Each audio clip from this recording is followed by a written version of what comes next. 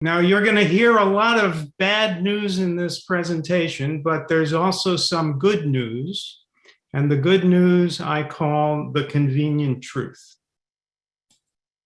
But before I begin, I have to give you an advisory. You are advised to consult your physician before making any dietary changes.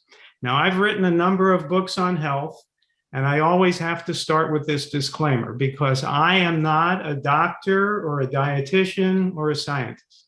So if I'm going to have the nerve to write or speak about nutrition, a subject on which I am not credentialed or licensed, I have to advise the reader or listener to not take my word for it, but speak with their doctor. That makes sense, doesn't it? Because doctors go to med school for 4 years, and surely they must know more about nutrition than I do. But believe it or not, doctors are not trained in nutrition. I'm going to read you a quote from a Harvard professor. Today, most medical schools in the United States teach less than 25 hours of nutrition over 4 years. The fact that less than 20% of medical schools have a single required course in nutrition, it's a scandal, it's outrageous, it's obscene. Put me down as agreeing with the Harvard professor. After all, the reason we advise people to speak with their doctors about their diet is because we make the reasonable, normal assumption that since diet affects our health, doctors must be trained in the field. But the truth is, some of them have no more training in the field than your plumber. Now, just think about the stunning, almost criminal incompetence of medical schools around this country in not teaching nutrition. For most people, most of the time, nothing will affect their health more than the food they eat. And yet medical schools treat nutrition as a subject of minor importance at best. They teach anatomy, they teach about disease and the pharmaceutical treatments for disease, but nothing about how to stay healthy. It's unbelievable malpractice to ignore nutrition in a country with over 40% obesity and over 70% of the population overweight. I mean, imagine going to law school and not learning anything about the Constitution, or becoming a structural engineer and learning nothing about load-bearing systems. So why in the world is nutrition not taught to doctors? Let's analyze it. I've come up with 4 possibilities. I really can't think of any others. Now, the first possibility I don't believe is true, but logically I have to include it.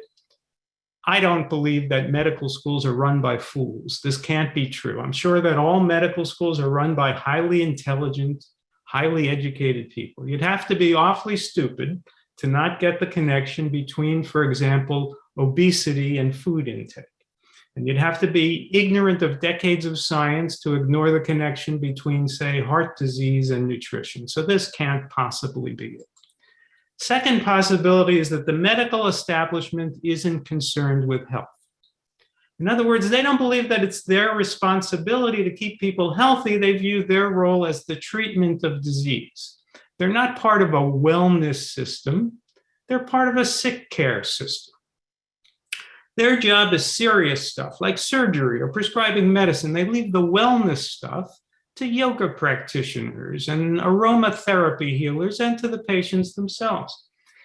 But even if you accept that narrow view of the role of a doctor, the truth is that nutritional therapy is often superior to pharmaceutical therapy. So they're not treating disease effectively by taking nutrition out of the picture.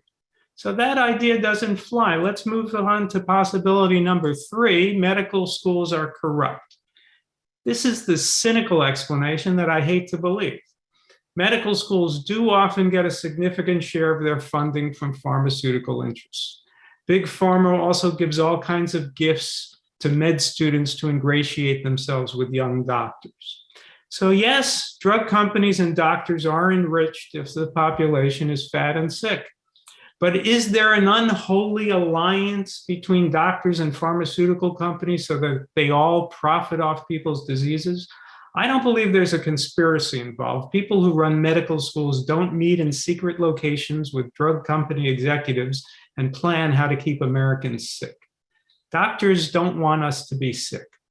No, here's what I think is the real reason that medical schools don't teach nutrition. And that's that the medical establishment belongs to the same culture we do. 40% of doctors themselves are overweight, 20% are obese.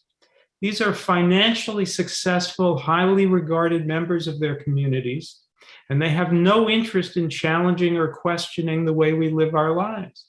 As pillars of their communities, the last thing they want to do is challenge the culture that they thrive in. And so why waste time with nutrition if we Americans are never going to change the food we eat anyway? If you just make the assumption that the food that people eat will never change, then studying nutrition isn't such an imperative. Then the only way to treat people is with medications or surgery. And so if the culture eats terrible food that leads to a public health crisis, doctors are simply left to prescribe medicines and surgeries for each patient individually.